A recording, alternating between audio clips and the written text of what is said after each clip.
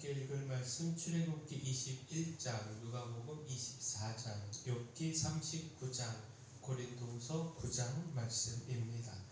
우리가 함께 나눌 주제 행복입니다. 우리가 이것 통해서 행복할 수 있다라는 겁니다. 자, 먼저 부활의 주님을 통해 행복할 수 있습니다. 그 주님과의 만남이 우리를 행복하게 합니다. 누가복음 24장은 예수님의 부활과 부활하신 예수님께서 제자들을 찾아가 만나 주신 말씀입니다. 낙심과 슬픔 중에 엠마오로 가던 두 제자에게도 찾아가 만나 주셨고, 두려움 중에 있는 11 제자에게도 찾아가 만나 주셨고, 그 부활을 확실하게 보여주셨습니다.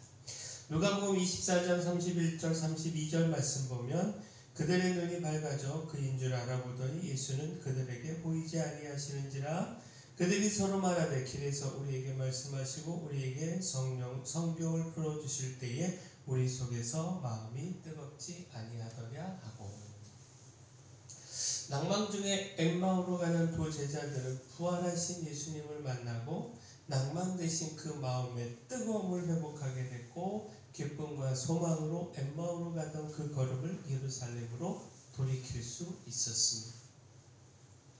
누가복음 24장 41절도 보면 그들이 너무 기쁨으로 아직도 믿지 못하고 놀랍게 여길 때에 이르시되 여기 무슨 먹을 것이 있느냐 하시니.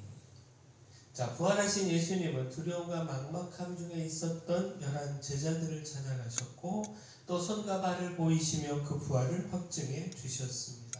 제자들은 부활하신 예수님을 만나며 놀람과 더불어 큰 기쁨을 가질 수 있었습니다. 자, 이처럼 제자들에게 있어서 부활하신 예수님과의 만남은 기쁨이고 행복이었습니다. 예수님께서 붙잡혀 고난당하시고 십자가에서 피 흘려 죽으심으로 제자들은 큰 절망과 낙담과 두려움에 처할 수밖에 없었지만, 예수님께서 그 죽음을 이기시고 말씀대로 부활하심으로 그 모든 절망과 두려움을 큰 기쁨과 소망과 행복으로 바꿀 수 있었습니다. 그리고 그 기쁨과 행복으로 생명 걸고 부활의 주님을 증거할 수 있었습니다. 우리도 부활의 주님을 만남으로 참 기쁨과 행복을 누릴 수가 있습니다. 죽음을 이기신 부활의 주님을 통하여 삶의 실패와 고난으로 맞게 되는 낭만과 두려움을 소망과 담대함으로 바꿀 수 있습니다. 현재의 상황을 초월해 참된 기쁨과 행복을 누리기를 원한다면 무엇보다 먼저 찾아오시는 부활의 주님을 만나야 합니다. 또한 우리의 행복은요, 하나님께 맡김으로 누릴 수 있습니다.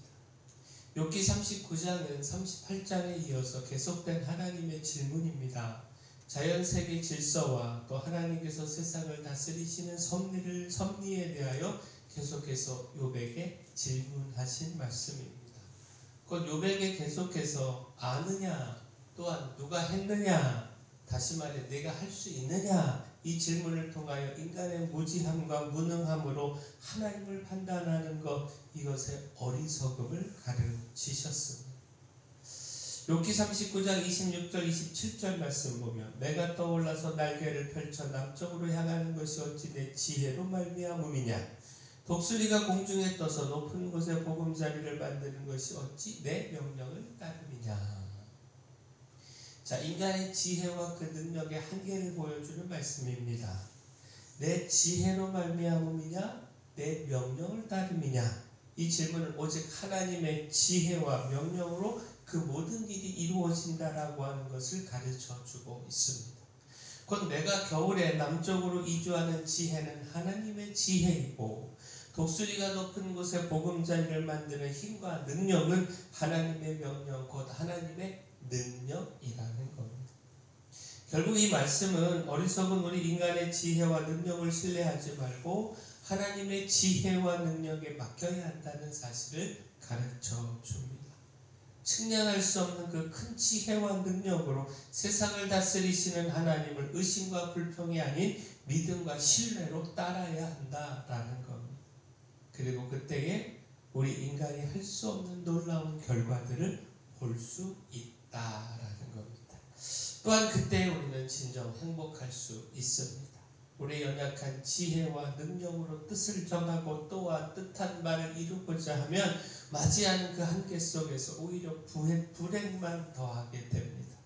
그러나 그 놀라운 지혜와 능력을 가지신 하나님께 맡기면 그 모든 일이 하나님의 뜻대로 이루어지고 우리는 그 속에서 행복할 수 있습니다. 하나님께 맡기는 것이 지혜이고 행복을 누리는 비결입니다. 또한 질서를 통해 행복을 만들고 누릴 수 있습니다. 우리는 우리 자신만의 행복이 아니라 모두의 행복을 추구해야 하고 따라서 이를 위해 서로 지켜야 하는 것이 질서입니다. 이 질서가 나뿐만 아니라 우리 이웃까지 우리 모두의 행복까지 더해줍니다. 출애굽기 21장은요 언약의 구체적 법규를 가르치고 있습니다. 출애굽기 21장 1절에 내가 백성 앞에 세울 법규는 이러하니라. 하나님께서 모세를 통하여 백성들에게 지켜야 하는 여러 법규를 전하신 것입니다.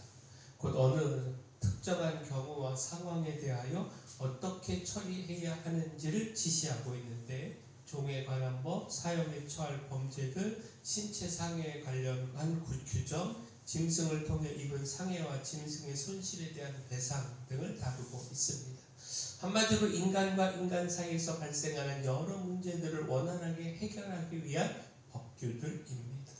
하나님의 백성으로서 지켜야 하는 법규인 동시에 서로의 행복을 위해서 지켜야 하는 법규입니다. 이 법규를 지킴으로 하나님을 경외하는 신앙 안에서 서로의 행복이 지켜질 수 있다라는 겁니다. 자, 결국 무엇입니까? 모두가 행복하기 위해서는 서로 질서를 지켜야 합니다. 일방적인 자기 중심의 삶은 타인의 행복을 빼앗는 결과를 가져옵니다. 배려하고 양보하고 존중하고 서로 간에 정해진 그 법규를 지켜갈 때에 나의 행복뿐만 아니라 타인의 행복도 지켜갈 수 있습니다. 바라긴 우리가 이것 기억하고요. 서로 질서를 지키고 하나님 말씀 안의 섬으로 모두의 행복을 추구해 갈 수 있기를 소원합니다. 자, 마지막 나눔의 삶을 통하여 행복할 수 있습니다. 이 나눔의 삶이 우리 이웃의 행복뿐만 아니라 나의 행복도 더 풍성하게 만들어줍니다. 고린도후서 9장은요 8장에 이어서 계속해서 연보를 다루고 있는 말씀입니다. 고린도 교회 연보의 약속과 열심에 대해 바울이 자랑을 했는데 그 자랑이 헛됨이 되지 않게 해달라 당부를 전하고 있습니다. 따라서 연보를 미리 준비해 줄 것과 인색함이나 억지로 하지 말아야 함을 가르쳐 주고 있습니다. 또한 연보에 대하여 이렇게 말하고 있는데 고린도후서 9장 12절에서 14절 말씀 보면 이 봉사의 직무가 성도들의 부족한 것을 보충할 뿐 아니라 사람들이 하나님께 드리는 많은 감사로 말미암아 넘쳤느니라. 이 직무로 증거를 삼아 너희가 그리스도의 복음을 진실히 믿고 복종하는 것과 그들과 모든 사람을 섬기는 너희의 후한 연보로 말미암아 하나님께 영광을 돌리고 또 그들이 너희를 위하여 간구하며 하나님이 너희에게 주신 지극한 은혜로 말미암아 너희를 사모하느니라. 자원함으로 드리는 연보가 성도들의 부족함을 채우고 하나님께 감사와 영광이 넘치게 하며 또한 고린도 교인들을 위한 간구로 이어지게 한다라는 겁니다. 결국 무엇입니까? 이 모든 것에서 나눔으로 인해 만들어진 행복을 볼 수가 있지 않습니까? 예루살렘 교회 성도들은 어려움 중에 받는 도움으로 행복할 수 있고 고린도 교인들은 나눔의 행복과 또 예루살렘 교회 성도들의 기도로 행복할 수 있습니다. 또한 교회의 하나됨과 하나님께 영광과 감사가 돌려짐으로 행복할 수 있습니다. 우리의 행복은 부활의 주님을 만나는 것에서 시작이 되고 놀라운 하나님의 지혜와 능력에 우리의 모든 삶을 맡길 때에 계속 행복할 수 있습니다. 우리의 행복이 중요하듯 우리 이웃의 행복도 중요하기에 하나님의 법규를 따르고 질서를 지킴으로 서로의 행복을 지켜주어야 하고요. 또한 나눔을 통해 이웃을 행복하게 하고 더 큰 행복을 만드는 삶을 살아가야 합니다. 우리가 이렇게 행복한 삶 살아가기를 소원합니다. 사랑의 주 하나님, 부활의 주님을 통해 항상 생명과 소망의 삶, 그리고 기쁨과 행복의 삶을 살기를 소망합니다. 하나님의 놀라운 지혜와 능력을 신뢰하고 모든 삶을 맡김으로 이를 통한 평안과 행복을 누리게 하시고 기쁨으로 넉넉히 나누는 삶을 살아 이를 통해 더 큰 행복을 만들어가게 하여 주시옵소서. 교회 내 연약한 모든 분들 주님 강력한 손으로 안수하시고 치료하시고 김만호 목사님에게도 은혜와 힘을 더하여 주시옵소서. 저에게 주신 사명 이 마을의 빛으로 소금으로 사며 잘 감당할 수 있도록 힘도 주시고 물질도 주시고 또 일꾼도 보내 주시옵소서. 모든 것 주님께 맡겼고 예수님 이름으로 기도합니다.